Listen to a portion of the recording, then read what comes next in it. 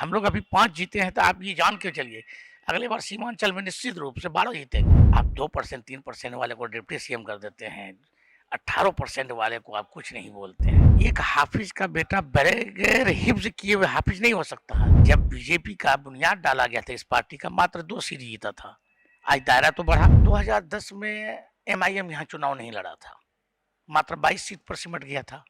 उस वक्त कौन सा एमआईएम था यहाँ, कौन सा बी टीम थी यहाँ पर? दोनों बेटा को मिला करके भी हमारा 20,000 वोट अधिक है। कहीं न कहीं ये बात का संकेत तो है कि धराशायी कर दिया हम। आदाब नमस्कार, मैं हूं अज़रा और आप देख रहे हैं मंथन टुडे। इस वक्त हमारे साथ एआईएमआईएम के नेता जो कि जोगीहाट से जीते हैं, जिनका नाम है मोहम्मद मुर्शीद आलम। बहुत बहुत स्वागत है हमारे चैनल से जुड़ने के लिए। चलिए, आपके चैनल मंथन टुडे को भी दिल की गहराई से भाई मुबारकबाद है और स्वागत है। अच्छा, राजनीति में कैसे आना हुआ? राजनीति में मैं 2001 से सक्रिय हूँ और लगातार मैं 5 बार मुखिया रहा, अभी भी मुखिया था। हमारे परिवार में ये 5 बार के चुनाव में 8 जनप्रतिनिधि हैं और बाई इलेक्शन भी मैंने जेडीयू से चुनाव लड़ा था। और इस बार चूँकि मैं मजलिस-ए-इत्तेहादुल मुस्लिमीन से चुनाव लड़ा। जेडीयू छोड़ने की वजह क्या? जेडीयू में जेडीयू छोड़ने की वजह जो हमारी थी कि हमारे यहाँ के एक सांसद थे प्रदीप कुमार सिंह, उसका एक बयान आया था कि अररिया में अगर मुसलमानों को रहना है तो हिंदू बन के रहना होगा। ये बातें मुझे बहुत ज़्यादा मतलब और हर्ट किया कि भाई, यहाँ तो हिंदुस्तान में चूँकि लोकतंत्र है, यहाँ डेमोक्रेसी में सब लोगों को अपना मज़हब और पहनने का, खाने का, पीने का, रहने का पूरी आज़ादी है। वो चाहे तो भाई जिस मज़हब को चाहे कबूल करे, जिस मज़हब को में चले जाए, जैसा कपड़ा पहने, जैसा खाना खाए, वो पूरी आज़ादी है। और इस व्यक्ति का एक संवैधानिक पद पर रहते हुए और मेंबर ऑफ पार्लियामेंट रहते हुए भी उन्होंने एक बात कहा कि अगर अररिया में रहना है तो हिंदू बन के रहना होगा। ये कहीं से भी शोभा नहीं देता था और कहीं से भी ये बात हम लोगों को जज नहीं हो रहा था कि जो आदमी न्याय के साथ विकास का नारा देता है, सुशासन बाबू कहता है और ये कहता है कि हम सभी जाति वर्ग विशेष का मतलब नेता हैं, कोई एक जाति विशेष वर्ग का नेता नहीं है, सभी का हम नेता हैं।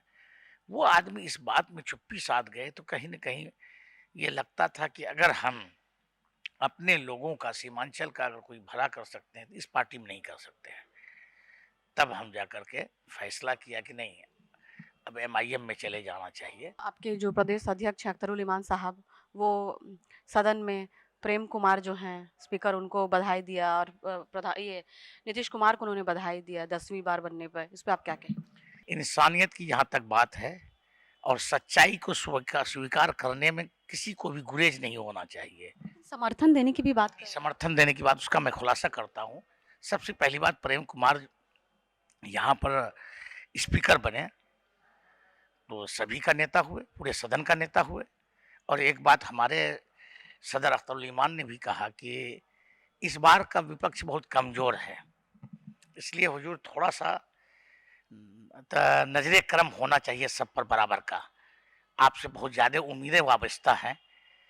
आप चूँकि लंबे समय से 9वीं बार जीत के आए हैं, तो बहुत बड़ी उम्मीदें हैं और मुख्यमंत्री नीतीश कुमार जी 10वीं बार बने हैं। तो शुभ महागठबंधन ने अपने में शामिल नहीं किया आप लोगों को, तो इस पे आप क्या कहेंगे? सबसे पहली बात है कि हम लोगों का 6 सीट पर मांग था। अगर मान लीजिए कि वो नहीं ये किया तो हम हर आदमी चाहता है अपनी पार्टी का कि वजूद को बरकरार रखें और दायरा को बढ़ाएं। तो हम लोगों ने अपने दायरा बढ़ाने के लिए मतलब 28 सीट पर लड़े और सभी जातियों को टिकट दिया, ये नहीं किसी सिर्फ मुसलमानों को टिकट दिया। तो ऐसी परिस्थिति में जो हम लोगों का दायरा था, हम लोग 5 जीते थे, फिर 5 आए और बहुत ज़्यादा कॉन्टेस्टिंग जो होता है ना, फाइट दिया, हम कड़ा फाइट दिया। हमारे एक कैंडिडेट आपको बलरामपुर में मात्र 379 वोट से हार गए, ठाकुरगंज में 7,000 वोट से हार गए। राजद को मतलब आपके अख्तरुल इमान साहब ने साफ तौर से कहा कि वो दफनाने में लगे हुए थे एआईएमआईएम को, लेकिन खुद दफन हो गए। इस पे क्या ये कहें? बात सही है कि देखिए, उसको बीजेपी के साथ लड़ना चाहिए। मान ले मजलिस का आदमी जीतता, कहाँ जाता? हम तो बीजेपी के साथ जा नहीं सकते थे चूँकि नदी का बी टीम तो आप ही लोग कहला रहे हैं। नहीं, गलत है। अब एक बात बताइए, 2010 में एमआईएम यहाँ चुनाव नहीं लड़ा था, मात्र 22 सीट पर सिमट गया था। उस वक्त कौन सा एमआईएम था यहाँ? कौन सा बी टीम थी यहाँ पर। अभी देख लीजिए, आपको दिल्ली में जो उपचुनाव हुआ, कोई एमआईएम नहीं लड़ा। क्या असर हुआ आपका, कांग्रेस का और किसी का? तो ये कहने की बात है, अपनी कमी छुपाने के लिए कुछ ना कुछ। सीमांचल से आगे क्यों नहीं बढ़ पा रहे हैं ओवैसी साहब? लेकिन मतलब कब्जा लेकिन सीमांचल ही तक सीमित क्यों दिख रहा है? आप ये नहीं जानते हैं कि जब बीजेपी का बुनियाद डाला गया था, इस पार्टी का मात्र 2 सीट जीता था। आज दायरा तो बढ़ा, बरसरे इक़्तिदार है हिंदुस्तान में भी और कई राज्यों में, तो दायरा तो हम लोगों का बढ़ ही रहा है। हम लोग अभी 5 जीते हैं, तो आप ये जान के चलिए अगली बार सीमांचल में निश्चित रूप से 12 जीतेंगे। इसलिए जीतेंगे कि कहीं न कहीं हम लोग नेट टू नेट हारे हैं, तो लोगों को उम्मीद होगी कि यही पार्टी जीत सकता है।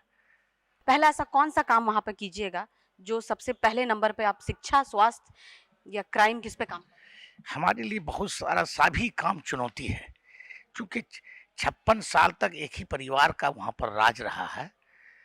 तो मेरे लिए चुनौती है कि ना तो वहाँ रोड का स्थिति बेहतर है, ना शिक्षा का है। 56 साल आप बोल रहे क्यों? तस्लीमुद्दीन साहब जी, के बारे में? बिल्कुल तस्लीमुद्दीन साहब का, मरहूम तस्लीमुद्दीन साहब जब तक रहे, तो कहीं न कहीं देखिए वो मज़लूमों की आवाज़। वो मज़लूमों की आवाज़ तो उनको गांधी जी भी कहा जाता था। हम लोग इसमें सीमांचल नो डाउट वो बड़े नेता थे उसमें।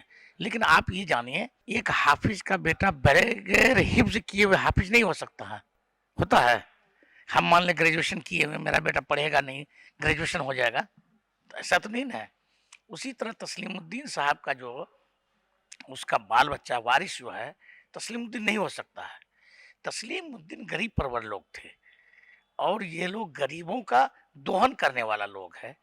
तस्लीम साहब मज़लूमों की आवाज़ थे, ये लोग ज़ालिमों की आवाज़ है। बहुत डिफरेंस। दोनों बेटा उतरे हैं उनके। दोनों बेटा को मिला करके भी हमारा 20,000 वोट अधिक है। कहीं न कहीं ये बात का संकेत तो है कि धराशायी कर दिया हम। ये बात चुनौती था लेकिन। चुनौती हम लोगों को नहीं लगता था। टक्कर की तो थी। टक्कर भी नहीं रहा, आप देख लीजिए ना, कोई टक्कर में नहीं रहा। जनसुराज से खड़ा करने का वजह आपको कुछ लगा कि क्यों खड़ा वहाँ से कर दिया गया? देखिए जन ऐसा लगा कि तस्लीमुद्दीन साहब बड़े चेहरे हैं, सरफराज आलम 4 बार के विधायक रहे, बड़ा चेहरा है। इस आदमी को भी टिकट देके ये चुनाव जीत जाएगा। लेकिन एक बात तो जानता, अब तो ये ज़ाहिर हो गया कि वो तस्लीमुद्दीन साहब का चेहरा जीतता था, सरफराज का नहीं। ये बात तो साबित हो गई ना कि ये लोग कहीं से भी आप ये जानिए कि लायक नहीं हैं। अच्छा, एसआईआर को लेके आप क्या कहेंगे? जिस तरह से विवाद हो रहा है सदन में लगातार, चाहे लोकसभा हो चाहे राज्यसभा हो, लगातार इस पे विपक्ष जो है हल्ला कर रहा है, इस पे आप क्या कहेंगे? देखिए एसआईआर होना चाहिए, लेकिन जो चुनाव आयोग का था कि उसमें आधार नहीं लगेगा और कई डॉक्यूमेंट्स थे जो कि नहीं लगेगा, वो गलत था। क्योंकि पिछले सवाल था आपका कि वो जा करके पूरा सीमांचल में ताकत लगाया। ये बातें सही है कि अगर वो ताकत बीजेपी के पीछे लगाता, इतनी शक्ति लगाता, तो कहीं न कॉन्टेस्ट में रहता और आरजेडी का धाराशाही हो जाना कहीं न कहीं उसका स्वजाति का दोष है। क्या लगता है डिप्टी सीएम का अगर अनाउंस कर दिया जाता तो मुसलमानों को सपोर्ट करते? एकदम करता, कहीं न कहीं तो कुछ तो लगता है कि भाई मेरे लिए कुछ कर रहा है। आप 2% 3% वाले को डिप्टी सीएम कर देते हैं, 18% वाले को आप कुछ नहीं बोलते हैं। कहीं न कहीं उसके लिए ऑप्शन आया, एमआईएम ऑप्शन आया कि नहीं, मेरी क़यादत ये हो सकता है और इस पार्टी को अगर हम जिताएँगे तो मेरी आवाज़ विधानसभा में बन सकता है। जी। बहुत शुक्रिया आपका। तो ये थे हमारे साथ जोकीहाट के मुर्शीद आलम और इन्होंने साफ तौर से कहा है कि जो सीमांचल में जो चेंजेस आएगा वो सिर्फ और सिर्फ ओवैसी साहब ही ला सकते हैं। फिलहाल के लिए इतना ही। देश और विदेश की ताज़ा खबरों को देखने के लिए देखते रहिए मंथन टुडे। अगर आपने हमारे चैनल को सब्सक्राइब नहीं किया है तो अभी करें, लाइक करें, शेयर करें, फॉलो करें और गोदी मीडिया के प्रकोप से बचना और ऐसी निष्पक्ष पत्रकारिता देखना है तो देखते रहे मंथन टुडे। कैमरामैन धीरज के साथ मंथन टुडे।